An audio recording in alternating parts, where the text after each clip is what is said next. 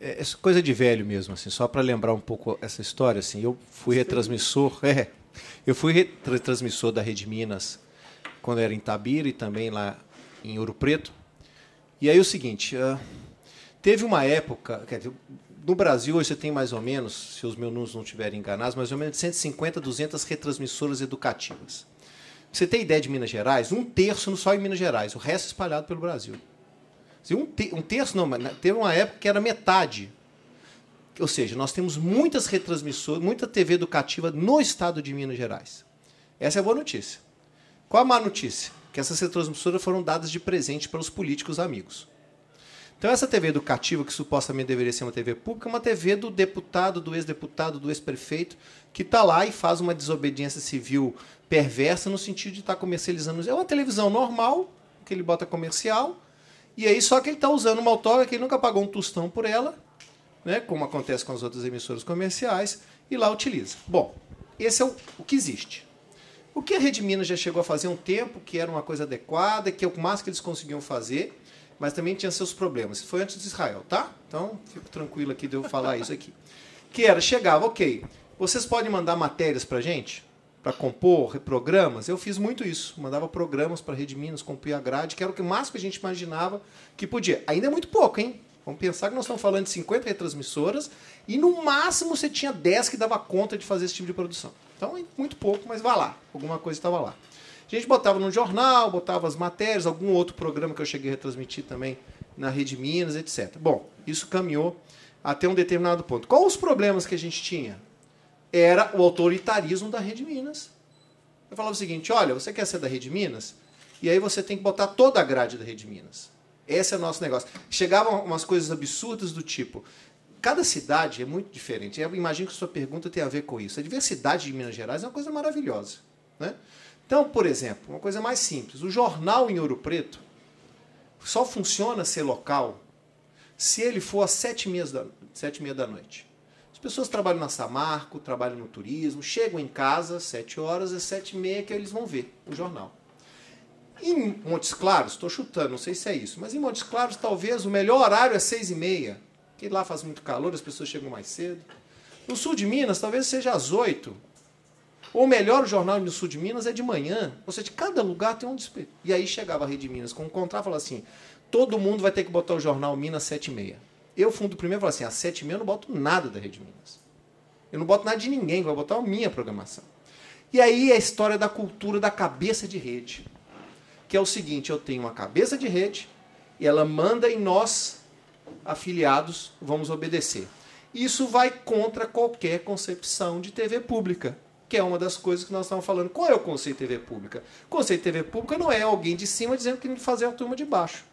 E era muito engraçado esse processo, porque a Rede Minas chegava, e não estou dizendo agora, eu vou dizer, não é Rede Minas, é a TV Cultura de São Paulo.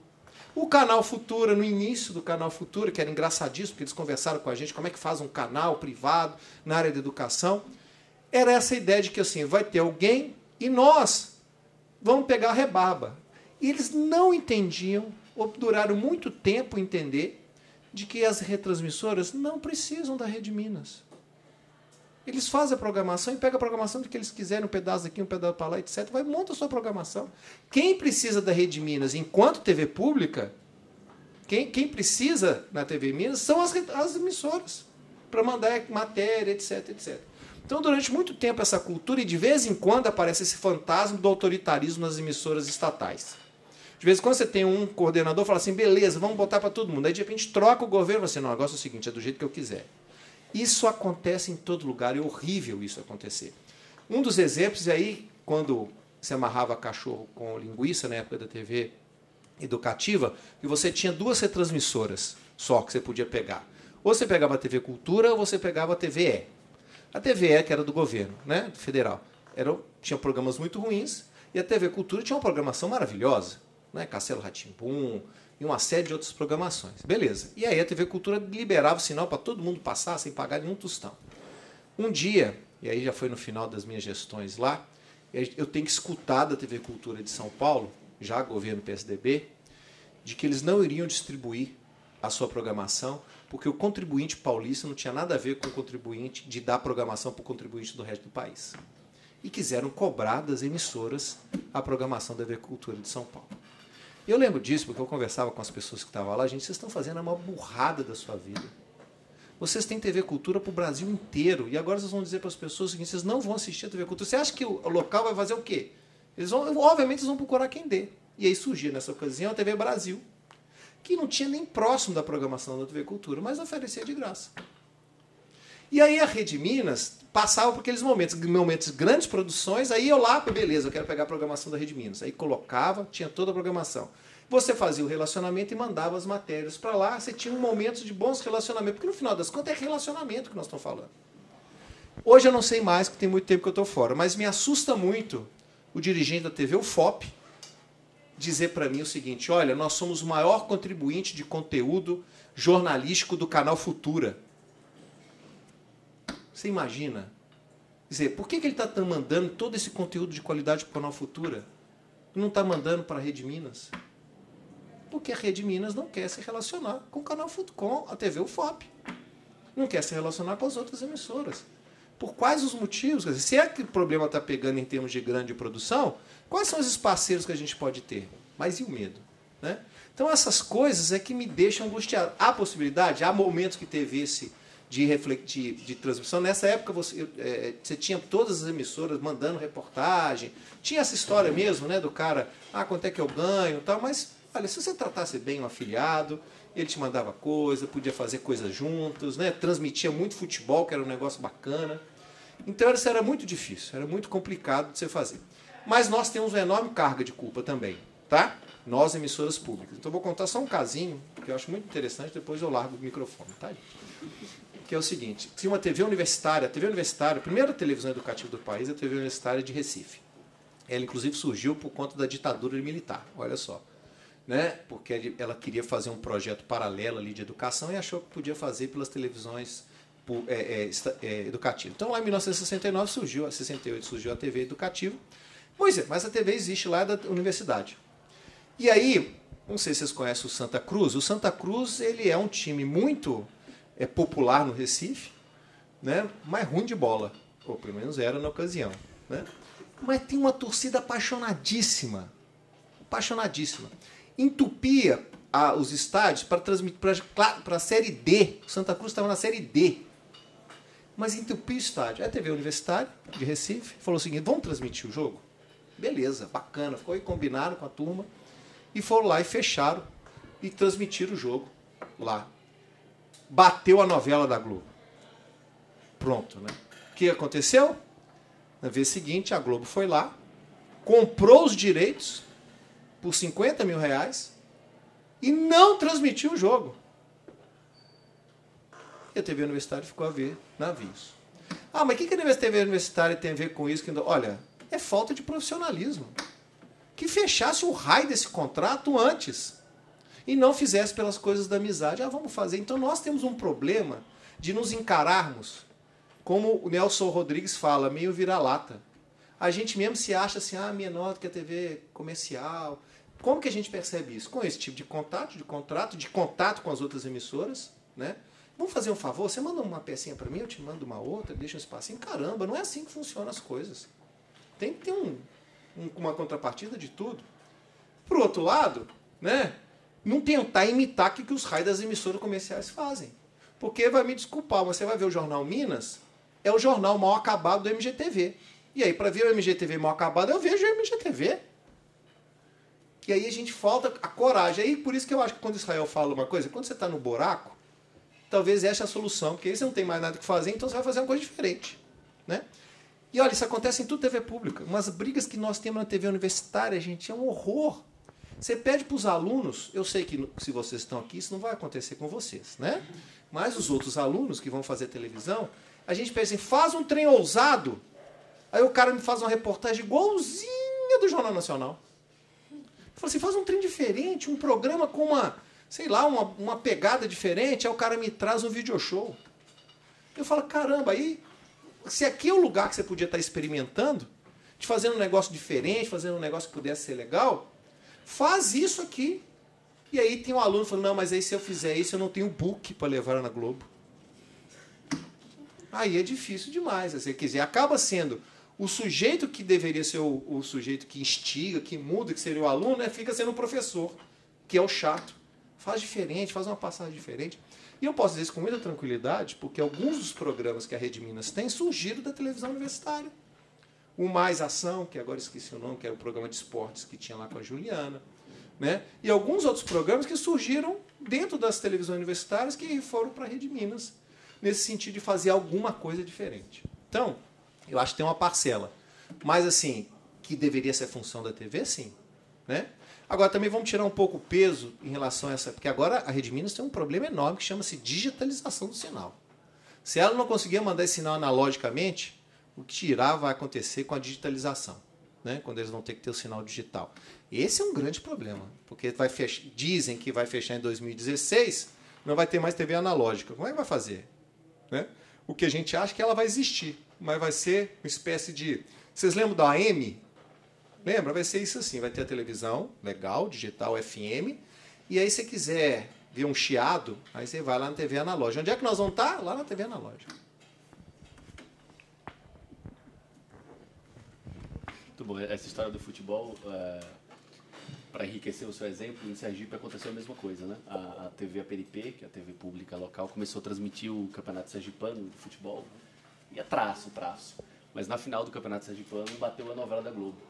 No ano seguinte, a Globo comprou os direitos para transmitir o Campeonato Sergipano e ninguém nunca mais viu, né? Sumiu, o Campeonato Sergipano desapareceu. Mas é uma burrada do time. Como é que ele vai vender patrocínio para camisa, que é uma coisa que podia dar grana, vender o placar, se não vai ter quem assiste? É falta de visão. Mas quem devia estar informando isso para eles? Isso é a TV local. Tem a negociação com a Federação de Futebol também, enfim. A gente está encerrando. Eu queria abrir para mais alguma pergunta, porque o tempo já está, né? Vamos lá. Para que essa concepção sua de TV pública não seja completamente abstrata, você tem alguma referência no internacional, talvez BBC, ou alguma outra língua europeia que você acha que seria um exemplo? E também para a mesa como um todo, eu queria saber, que você comentasse sobre a possibilidade de uma lei de meios aqui no Brasil, uma democratização da mídia, que nem aconteceu com a Argentina agora. Qual é o teu nome? Caio. O Caio está perguntando para a gente, ele pediu para que a gente tornar mais prático a nossa discussão sobre TV pública, que a gente pense em um exemplo fora do Brasil, em que a TV se aproxima mais desse conceito de público, né? E também perguntou para a mesa se a gente percebe alguma possibilidade de um projeto como de democratização da mídia que aconteceu na Argentina. Antes disso, eu só queria dizer uma coisa, ainda da questão anterior, eu vou passar para os debatedores, que é a gente que vive lá constantemente o dia a dia da TV, de fato a gente não percebe uma preocupação da diretoria de programação, pelo menos, que é onde a gente trabalha, né? Como eu expliquei para vocês, é dividido entre diretoria de programação e de jornalismo, uma preocupação com o conteúdo regional, com a busca dessa diversidade do interior mineiro. Eu deixei isso passar na outra pergunta. E sobre essa história da experimentação, né, da busca por o novo, é algo que a gente sempre conversa muito. Assim, o Diverso, que é o programa onde a gente trabalha, exibiu essa semana o seu último episódio, foram 160, e é um dos programas que entrou na lista do fim dos programas que acabaram nessa leva, nessa mudança agora da Rede Minas e tal. E uma das nossas grandes questionamentos, nossas lutas lá no programa Diverso era exatamente a busca por experimentar, por tentar fazer algo diferente do que a gente vê na televisão de um modo geral. Assim. Eu acho que o Diverso é um bom exemplo de como a gente conseguiu. É uma minoria, na verdade, nem todo mundo quer aquilo. Tem muita gente que entra na Rede Minas querendo fazer Globo lá. Não é só isso não só vem da chefia, vem também de muita gente que está lá no chão da fábrica, de fato. Inclusive porque quer trabalhar na Globo. Inclusive porque exatamente, inclusive porque é um degrau para se chegar lá. Mas enfim, na época da audiência pública, houve uma audiência pública na época do questionamento, o concurso ainda não tinha acontecido naquele momento. Eu disse na minha fala lá, e agora me lembrei disso, que existia naquele momento uma nova TV pública, ou um outro tipo de TV estava sendo gerada na barriga daquela que estava ali naquele momento. E aí era uma oportunidade que a gente tinha de exatamente isso, optar por outros caminhos, já que agora vai ficar mais difícil, vai ter menos gente, vai ter menos equipamento, vamos tentar pensar. E não foi isso que a gestão atual fez, né? A gente vive uma repetição do mesmo. E as escolhas para quais programas vão continuar, a despeito de todos os critérios que eles podem ter, no final das contas é uma continuação do mesmo, do que já existe. Caio, olha, claro, a primeira referência é a própria BBC, né? Embora o fato de ser a BBC não signifique que ela esteja imune dos problemas políticos. Você já deve ter escutado, teve alguns anos atrás, teve um problema de um diretor também envolvido com questões estatais, etc. e tal. Mas é sim um modelo, né? Por quê? Primeiro, você tem a ideia... que, gente, não adianta a gente querer ser independente se não tiver grana no meio. A ideia da taxa da televisão e essa taxa diretamente para a BBC, não sei se vocês sabem, lá você tem uma espécie de IPTU de televisão, né? Se você tiver 5 televisões em casa, vai pagar 5 IPTUs, ou IPVA, que eu acho que é o melhor, e esse IPVA vai para a BBC. Então não é um dinheiro de governo, é do governo, é o governo de Estado, um dinheiro de Estado, mas não do governo. Então esse dinheiro vai lá e é administrado pela BBC, olha que beleza, né? Isso nunca funcionaria no Brasil. A TV Cultura, então só para tirar essa esperança, tá? A TV Cultura quis fazer isso numa conta de luz, né? Há uns anos atrás, botar lá uma merrecazinha, quase que queimaram a TV Cultura na ocasião, e eu acho que eles tinham razão, né? Nossa relação com o imposto aqui não é das melhores e com razão. A gente, como alguém está dizendo, nosso problema da carga... Outro dia estavam falando assim, a carga... Estava lembrando do Tiradentes, né? Puxa vida, né? Nós pagamos 47% de imposto aqui, que absurdo, etc. Tal. Tiradentes, por 10%, foi esquartejado. Né? Você imagina se ele vivesse hoje de 47%. Né? Então, olha só, aí não é o problema do imposto. O problema é que a gente acha que esse dinheiro não vai para o lugar certo. Mas lá você tem... Então, a questão financeira é muito clara. Lá. E você tem o conselho, as pessoas... E é uma televisão que se bate o olho e você vê isso que eu falei com vocês. Vocês conseguem ver desde uma orquestra sinfônica contextualizada, decodificada para as pessoas verem, né? Até o candomblé e as outras coisas de outros países. Então, esse é um modelo que pode ser... Só que o BBC é grande demais. Né? Então, gente, puxa vida, então é muito sonho. Um outro modelo que é meio esquecido, que é norte-americano, mas eu gosto particularmente, que é a PBS. Ele é o jeito de ser a BBC no capitalismo extremo. Né? A PBS é TV pública norte-americana. 17% apenas do que ele arrecada vem do Estado. O resto vem doação. Vocês já devem ter visto seriado do pessoal fazendo campanha por telefone, pedindo dinheiro, etc. e tal. Então, esse é o esquema. Se as pessoas consideram que a televisão pública é uma coisa importante, as pessoas doam dinheiro para essa televisão. Porque eles acham que é importante ter uma PBS, porque é lá que vai surgir projetos como o Vila Sésamo. O Vila Sésamo surgiu na PBS, na TV pública dos Estados Unidos. É o modelo. Também não sei se dá para encaixar aqui, embora, né, porque ele depende de doação, e doação também está ligada a essas coisas que a gente não acha muito interessante. Mas ainda assim é grande. Alguns outros modelos pequenos acontecem no Canadá. Eu não vou conseguir dizer os nomes, mas TVs comunitárias do Canadá são pequenas emissoras que têm uma ideia de projeto de televisão pública bacana. Mas vou te dizer um mais interessante para você ver, se você quiser ir lá. A TV Brasil, no papel, é uma excelente televisão pública. A lei que estabelece a EBC foi construída por 2 fóruns de comunicação, com uma participação de toda a sociedade. Os textos que estão nessa lei foram Ctrl-C, Ctrl-V, que vieram das discussões dessa mesa. No papel, a TV Brasil é uma maravilha de TV Brasil. O problema é que só no papel não funciona. Né? Elas ainda precisam de uma vontade política que, por incrível que pareça, esse governo não tem demonstrado. Eles olham para a TV Brasil como o que eu vou fazer com esse pepino, então, portanto, você vê que não é uma questão partidária, né? Eles olham e falam, o que eu vou fazer com essa TV? Mas no papel ela funciona. Então, assim, tem esses exemplos, eu acho que devem ter muito mais, mas acredito, e aí eu faço pesquisa na área de desenvolvimento local, que essas coisas funcionam muito mais com emissoras menores. E aí nós temos que batalhar pela sua comunicação local. Por exemplo, a TV digital prevê essa quantidade de em cada cidade você ter um conjunto de TVs locais. Eu acho que aí pode funcionar a TV pública com muito mais eficiência do que esses grandes monstrões, né, que você possa ter. Então, não sei se te respondi a sua pergunta, mas é mais ou menos por aí. Só acrescentar uma coisa que eu acho que vale chamar a atenção, que é o seguinte, eu sempre falo com um certo cuidado da BBC como parâmetro, porque, de fato, as realidades são muito diferentes, né? Acho que o Cláudio tocou no ponto-chave, que só existe independência editorial quando existe independência financeira. O que permite que a BBC seja essa referência intergaláctica em comunicação pública é o fato de que ela não depende do Estado para nada. Ela não está sob o julgo dos interesses imediatos ali dos governantes de plantão, que pode simplesmente dizer assim, ó, tem uma grana aqui no orçamento para você, mas você não está se comportando bem e eu estou precisando de dinheiro para outros lados. Agora se falar que ela é pública, né? E é exatamente isso que acontece. Acho que vale a pena falar disso mesmo.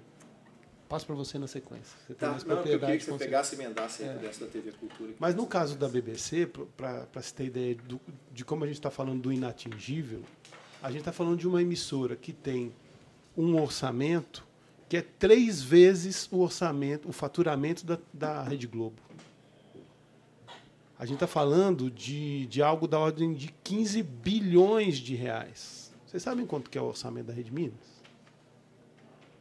Entre 16 e 20 milhões, dependendo do ano.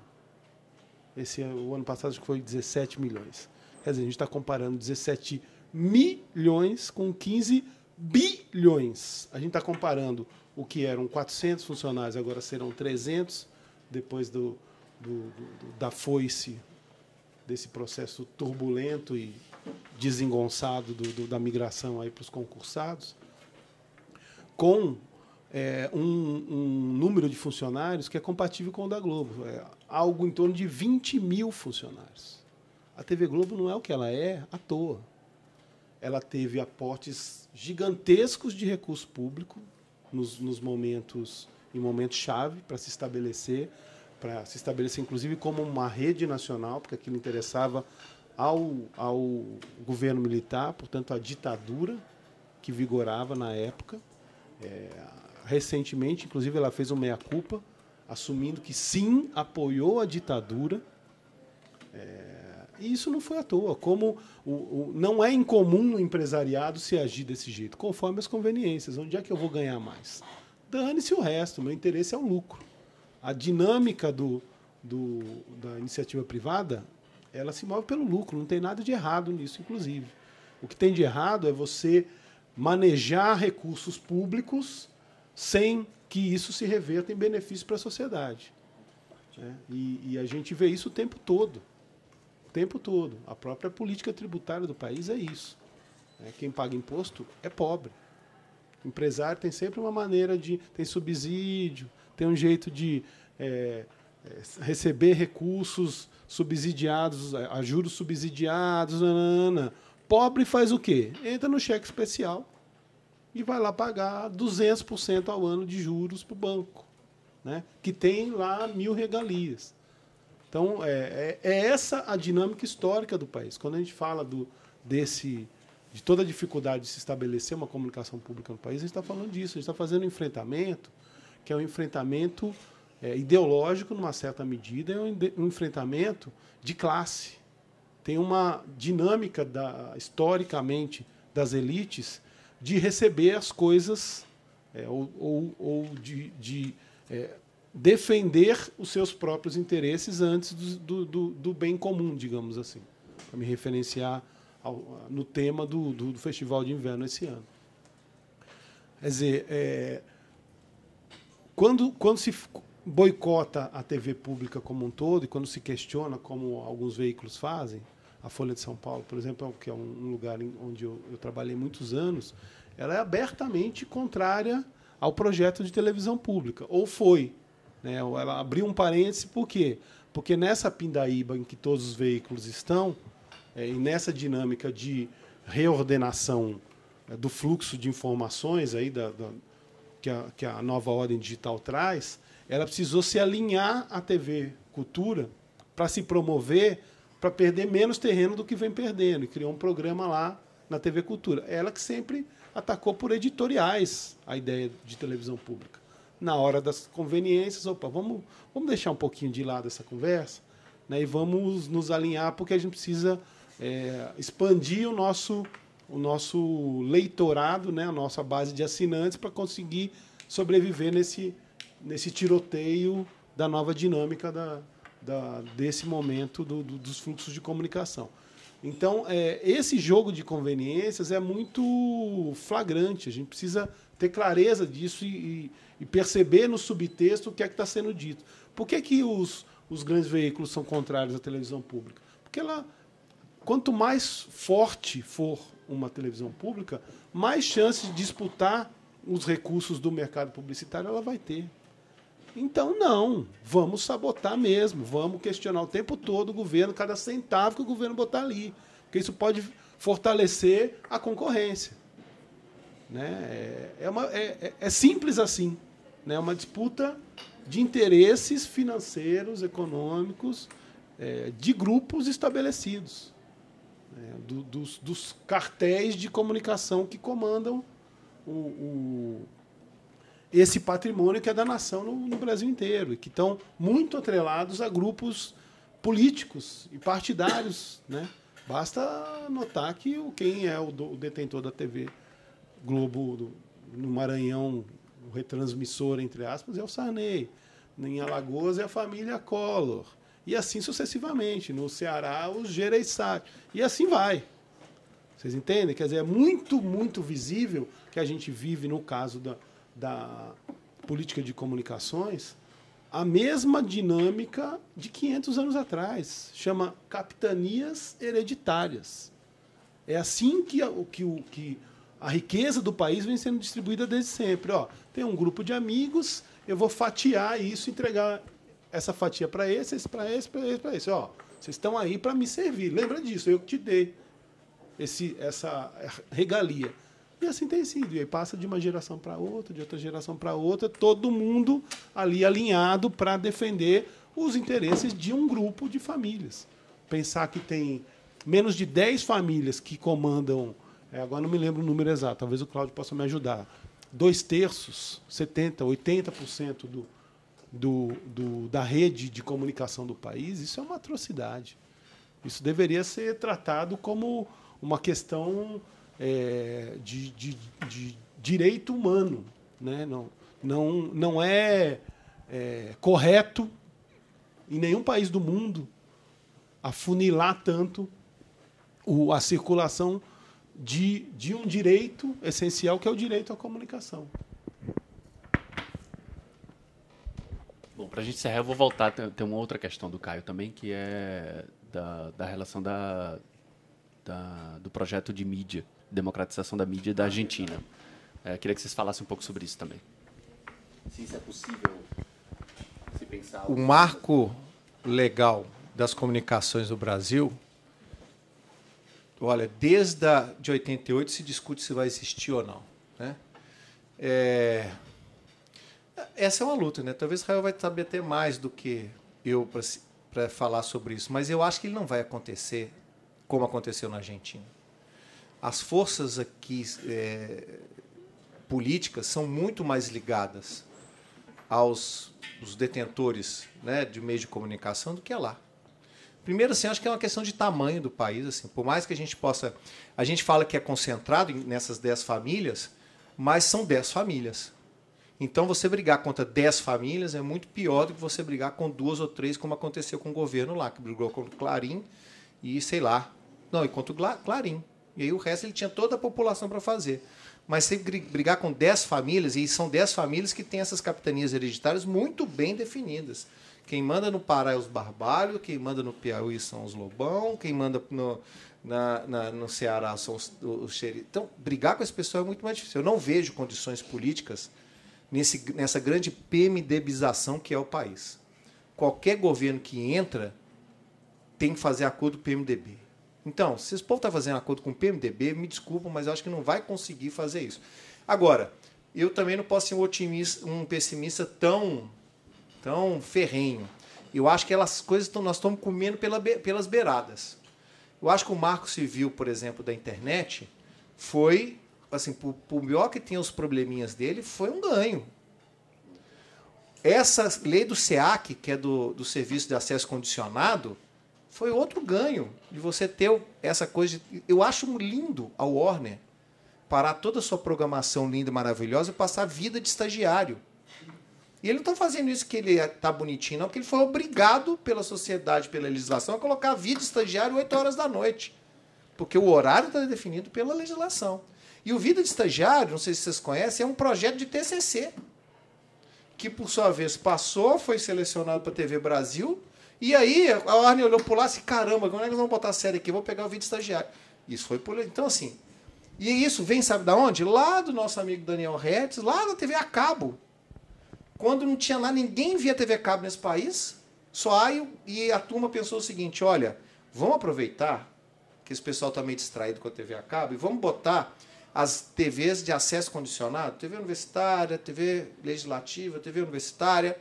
Aí eles concederam e deixaram lá. E agora vamos botar umas cotazinhas aqui e tal, porque eles já previam naquela ocasião, esse troço vai só aumentar. Daqui a pouco nós vamos entrar na TV satélite e daqui a pouco nós vamos ter uma legislação da TV aberta. E isso está se discutindo, por exemplo, a própria TV digital, quando você tem as leis, você tem os canais públicos de 60 a 69, é outra vitória. Só que nós temos que ligar muito ainda para esse canal da cidadania, que é os canais locais, etc. Então eu não acho que vai ter um momento de uma lei que vai brigar e vai fazer. Agora, é o dia a dia. E eu acho que nesse sentido a gente avançou muito. Só o fato de a gente estar tendo hoje uma produção interna muito grande de produtos brasileiros em cotas e nessas emissoras de televisão já significa que há uma movimentação. O que nós não podemos é relaxar. E essas coisas estarem nas próximas legislações, nas próximas brigas, e a gente está insistindo de ter essas coisas para elas acontecerem. Essa não sei se é uma avaliação otimista demais, queria ter escutado o Israel em relação a isso. Vou cantar outra pedra do processo do embate eleitoral para vocês. Vocês podem esperar que vai chegar esse momento, né? Vai ter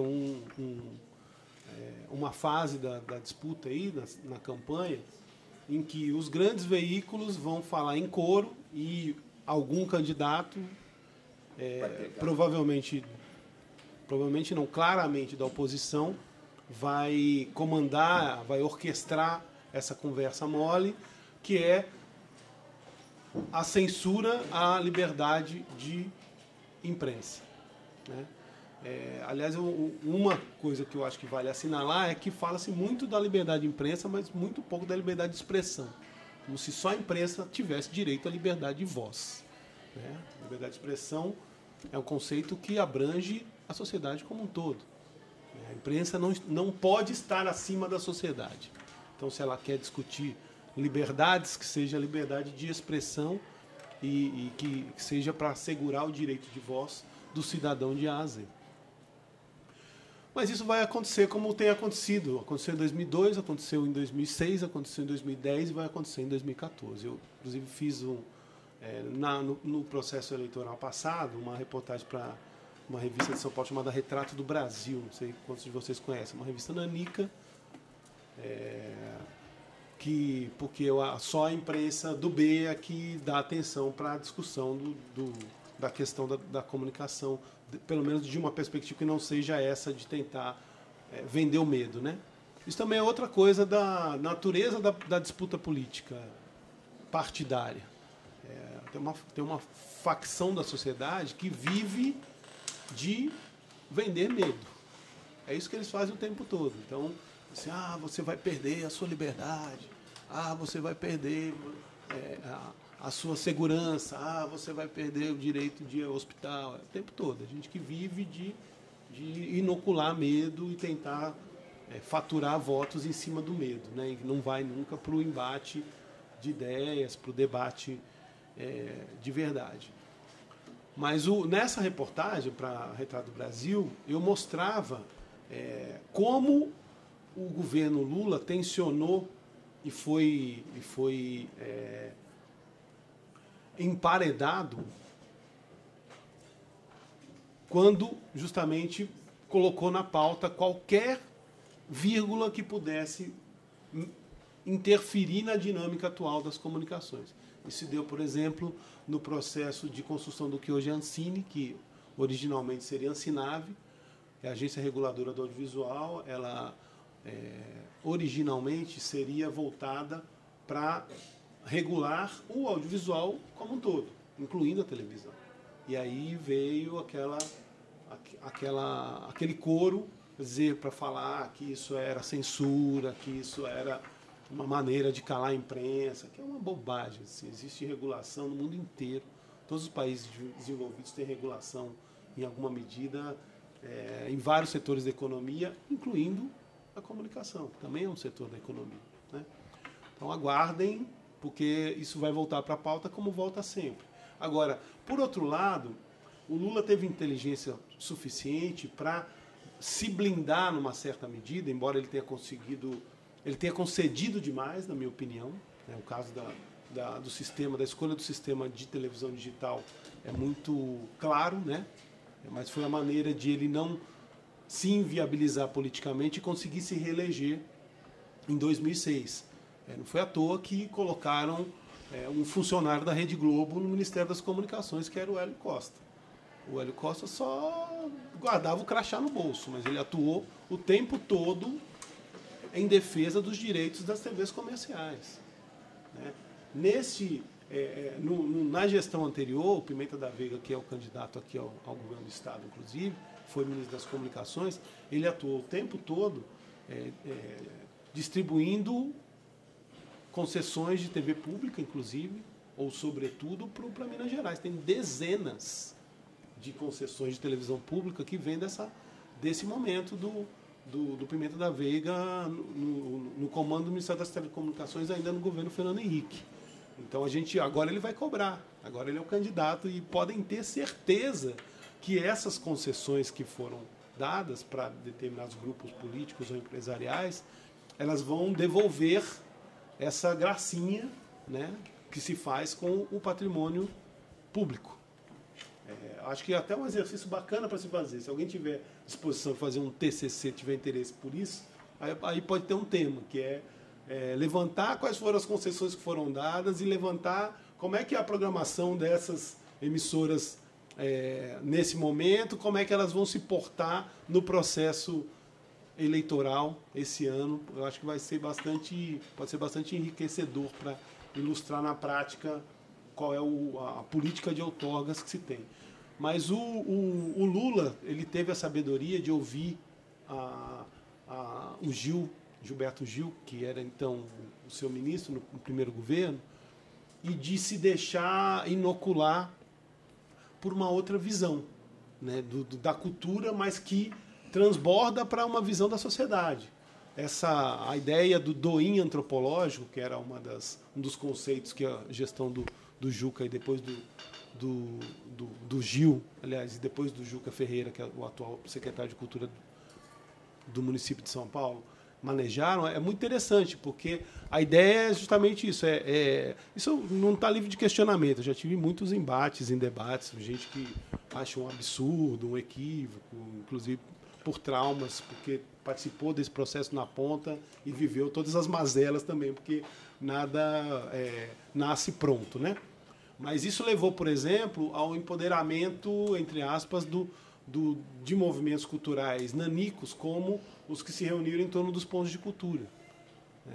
Os pontos de cultura são uma espécie de hackeamento do ponto de vista da gestão das políticas públicas, porque, em vez de concentrar as coisas no governo, e o governo decide e faz, e você vai lá e morde uma beiradinha, o que o governo fez foi: o que você está fazendo aí? É isso que você quer fazer? Você está fazendo direitinho? É legal? Tem alguma relevância na sua comunidade? Então toma um dinheirinho aí, para você fazer um pouquinho melhor.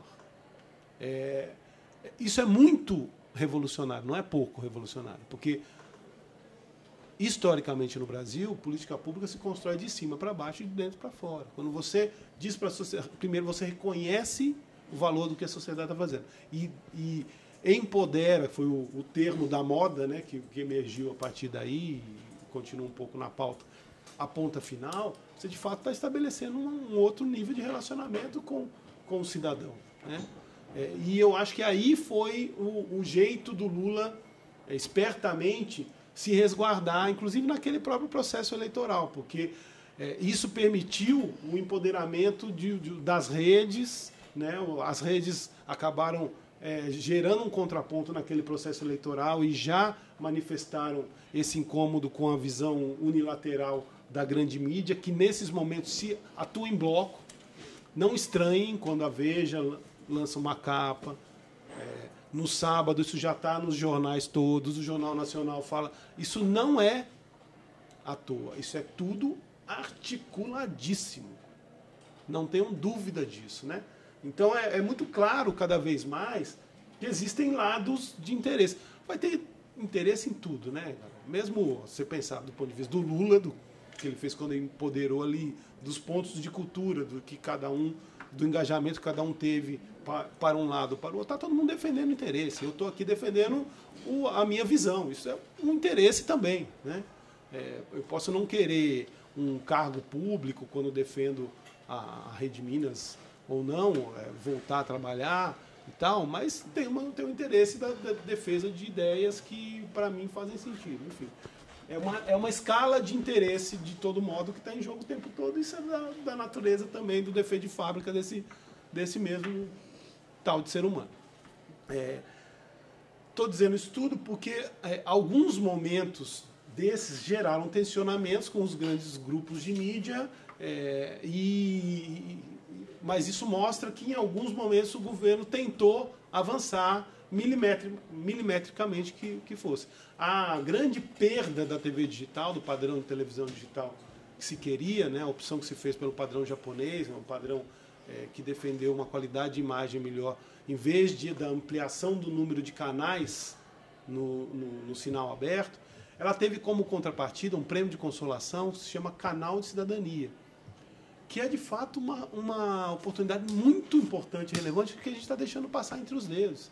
Tem não é nem um edital, assim, tem uma convocatória no Ministério das Comunicações atualmente para que cada município do país que queira ter um canal de televisão no sinal aberto vá lá no Ministério, aperte o botão assim, eu quero, é tipo um pré-pago, já está concedido. O processo de concessão de outorga é um inferno e meio, né? É óbvio, porque se você conduz as coisas, quanto mais dificuldade você cria, mais atrelamento às instâncias de decisão e aos interesses políticos, partidários, isso que você tende a gerar. Nesse caso, está tudo pré-pago, entre aspas, né? Cada um dos 5.560 municípios brasileiros pode ter o seu próprio canal de televisão. E melhor, são quatro transmissões em paralelo. Uma do próprio município, que é quem tem que fazer a requisição desse canal e botá-lo em operação.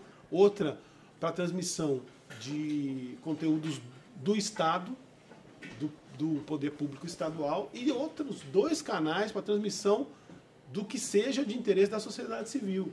Agora, quantas pessoas sabem que essa oportunidade está aí aberta? Vai fazer 1 ano e meio, acaba agora no meio do ano. Pouquíssimos municípios requisitaram, tem menos de 300 municípios, ou seja, tem 5% dos municípios brasileiros que estão aproveitando essa oportunidade.